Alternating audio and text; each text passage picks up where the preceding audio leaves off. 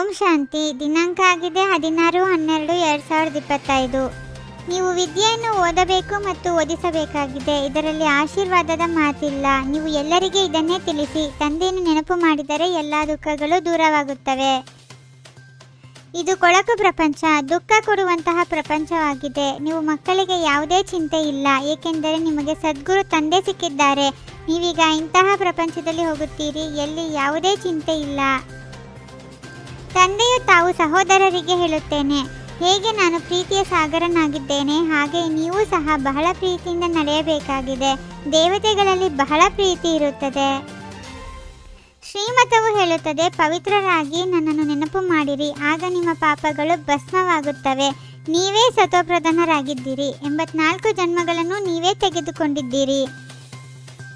ಕೇವಲ ಶಿವತಂದೆಯನ್ನು ನೆನಪು ಮಾಡಿದರೆ ವಿಕರ್ಮಗಳು ವಿನಾಶವಾಗುತ್ತದೆ. ಇದು ಸಹ ಶಿಕ್ಷಣವಾಯಿತಲ್ಲವೇ? ಇದಕ್ಕೆ ಸಹಜ ಯೋಗ ಅಥವಾ ನೆನಪು ಎಂದು ಹೇಳಲಾಗುತ್ತದೆ. ಆತ್ಮ ಅವಿನಾಶಿ, ಶರೀರ ವಿನಾಶಿಯಾಗಿದೆ. ಪತಿತರನ್ನು ಪಾವನ ಮಾಡಲು ಬನ್ನಿ ಎಂದು ನೀವು ನನ್ನನ್ನು ಕರೆಯುತ್ತೀರಿ. ಆತ್ಮವೇ ಹೇಳುತ್ತದೆ ಅಲ್ಲವೇ? ಪತಿತ ಆತ್ಮ ಮಹಾನ್ ಆತ್ಮ ಎಂದು ಹೇಳಲಾಗುತ್ತದೆ. ಪವಿತ್ರತೆ ಇದ್ದಾಗ ಸುಖ ಶಾಂತಿಯೂ ಇರುತ್ತದೆ.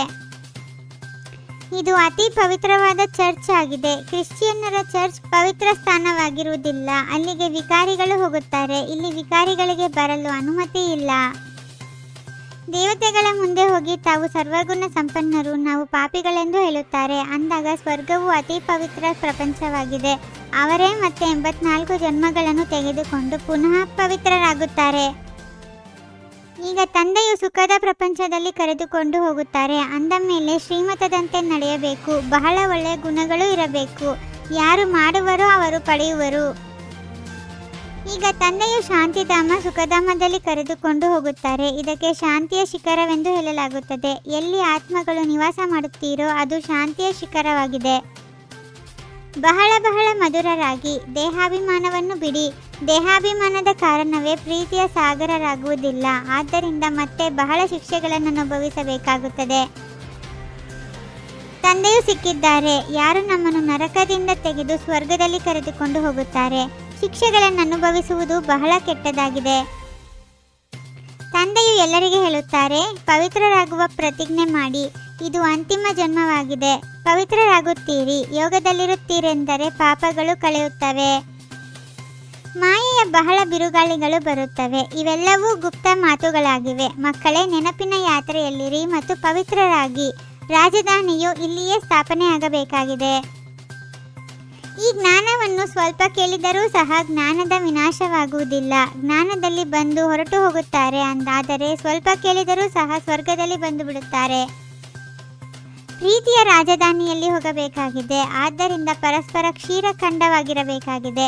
ಎಂದೂ ಉಪ್ಪು ನೀರಾಗಿ ಮತಭೇದದಲ್ಲಿ ಬರಬಾರದು. ತಮ್ಮನ್ನು ತಾವೇ ಸುಧಾರಣೆ ಮಾಡಿಕೊಳ್ಳಬೇಕು. ನೀವು ಬ್ರಹ್ಮರವರ ಮಕ್ಕಳು, ಬ್ರಾಹ್ಮಣರಾಗಿದ್ದೀರಿ. ನಿಮಗೀಗ ಕಿರೀಟವಂತೂ ಇಲ್ಲ, ಅದು ಭವಿಷ್ಯದಲ್ಲಿ ಸಿಗುವುದು. ತಂದೆಯು ಬಂದು ಮಕ್ಕಳನ್ನು ಡಬಲ್ ಕಿರೀಟಧಾರಿಗಳನ್ನಾಗಿ ಮಾಡುತ್ತಾರೆ.